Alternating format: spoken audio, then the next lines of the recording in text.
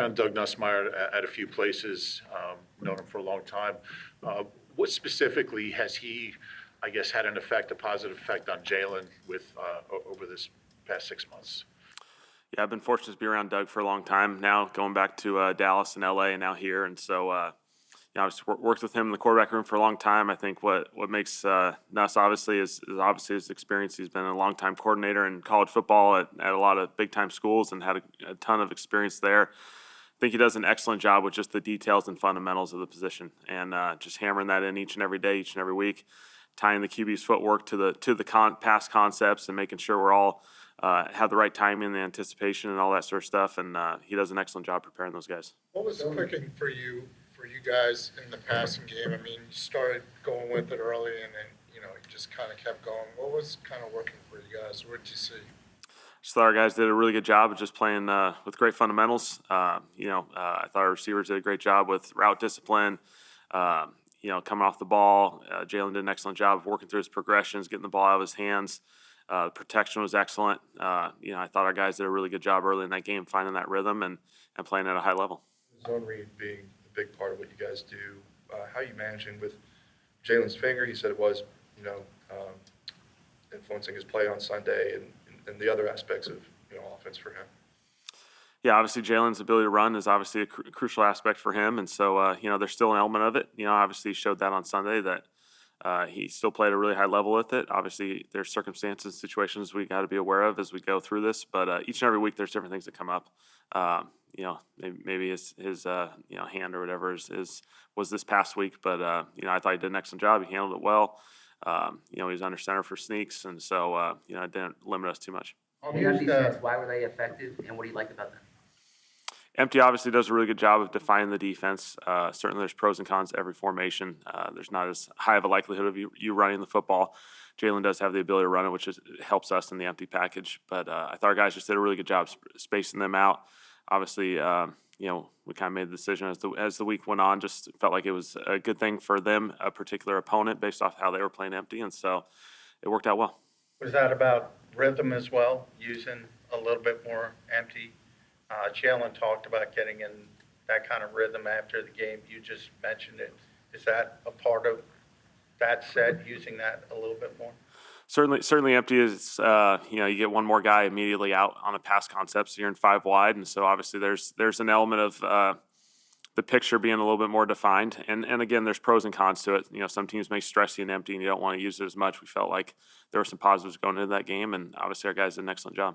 How much of a luxury is it, especially with those empty sets, to have Lane Johnson there being able to kind of handle one-on-one matchups and protection? Yeah, again, going back to, the protection aspect's the key aspect of this thing, the way we started, Lane and Jordan on the edges and the interior guys. I mean, I thought our protection was phenomenal.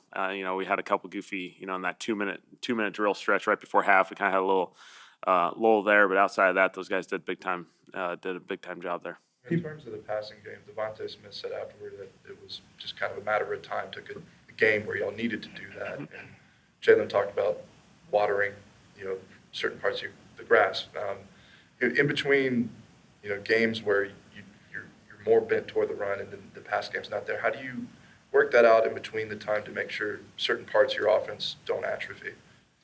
Yeah, I think that's a great question because each and every week takes its own path. And, fortunate for us, we've found a formula that's been fairly successful for a number of games over the course of the time. And obviously we're running the football, kind of playing in the play action world and playing third downs when we had to. And so, naturally we know every game's going to take a different course, and felt like this game, from the start, the passing game caught rhythm. They did an excellent job from a run game standpoint of, having that extra guy in the box.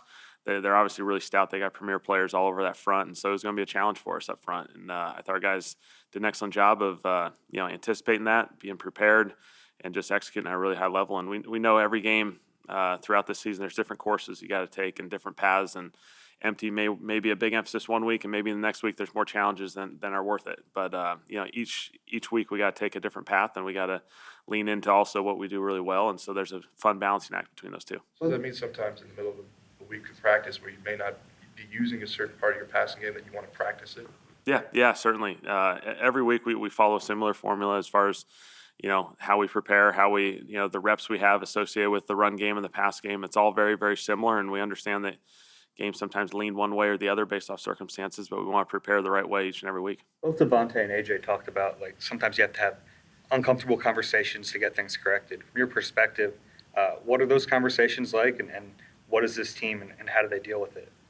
We just got a bunch of really competitive guys who play at a really high level, and when we want to improve and we want to get things right, I think it's a group that is willing to have conversations about it and not isolate ourselves. And so it's a really fun group. It's a really awesome group. I thought we had a really fun week this past week.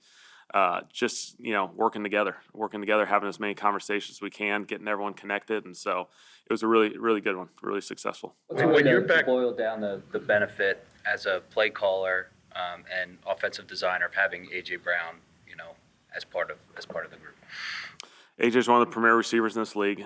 He's one of the top ones. Obviously, we all know that, and his ability to win one-on-ones is rare. Obviously, he does a phenomenal job. I think he has a great feel for the defense and how they're attacking him and how he can counteract that. And so that's what I enjoy. I enjoy those conversations through the week and on game day with him and Smitty and Jalen and all these guys as we all team up on this thing. And so, obviously, he had an excellent game. I thought Smitty had an excellent game. Those guys did a really, really good job. When you're backed up Very inside highly your of, own, Kenny inside your Gainwell. own 10 or inside your own 5, how important is it to stay aggressive in those situations? Backed up's a situation we spend a lot of time on because it's very challenging. You got to put yourself in a situation first and foremost to protect the special teams aspect of it, because when you're backed up, it compromises the punt unit. And again, it's a big opportunity if you get that first down, and then you can get yourself rolling. I think we spend a lot of time going through those in situational football. Nick does an excellent job of kind of throwing those situations out on us on Wednesdays and Thursdays and having us prepare. And so I thought our guys did an excellent job. At the first down, we were a little bit aggressive. The second down, we got the run to put ourselves at least in a manageable third down. And then to hit the slant to AJ was a big-time play, and obviously it progressed into a really long drive. Nick spoke very highly of Kenny Gainwell. Obviously doesn't get a ton of opportunities, usually 2 big third down conversions, but what has he meant to your group as a whole? Yeah, Kenny's the best. Just to have a guy behind Saquon like Kenny who's played very valuable roles in this league for a number of years now. A guy who, in a lot of other circumstances, probably getting a lot more touches, a lot more opportunities. The way he handles himself and the way he prepares is second to none. And the way him and Saquon kind of team up on this thing and rally together, and Will's in that equation as well. I think it's a really special group. There's no egos. They're all in it for each other. I think Kenny has done an excellent job when he's called upon and given that opportunity, he takes advantage of it. And obviously his ability to play in space, again, he made some big time plays. So when you started that 21-play drive, did you think it was possible to take the whole thing off the clock? We're not projecting out that far. Obviously, you kind of take it circumstance by circumstance. It started with a backed up scenario, got a few first downs, played some third down football, and as we kind of approached that midfield line, that's where 4-minute football kind of started to present itself. And obviously, we had to make those adjustments. And now we're playing the clock and all those situations. And so I thought it was a really good job by our guys of understanding there was a lot of circumstances that kind of played out through that whole drive. A lot of situational football that kind of happens on the fly, and to have it all in one 21-play drive is very rare. So as a play caller, is it all really segmented in terms of situations on a drive that long? There's a lot of communication that has to go on just as far as, you're in a situation where you're looking at it from a backed up perspective. Obviously now we get going. We played some third downs where obviously you're on that script. And then obviously as we progressed and kind of got to that midfield range, the clock, approaching 4 minutes. Now we're in the 4-minute football. Now we're really trying to play that situation.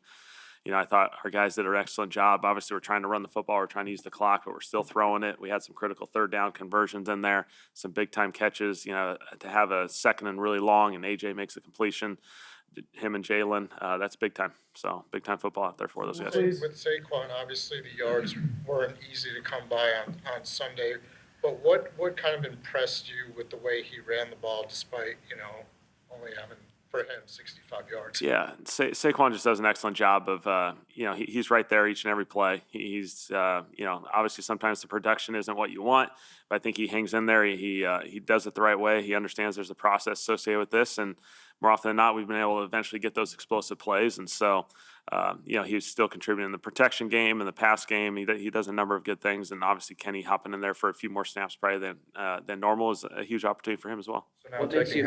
So now having taken off that much time on a drive, can you project that far in future game plans? just with the long drive.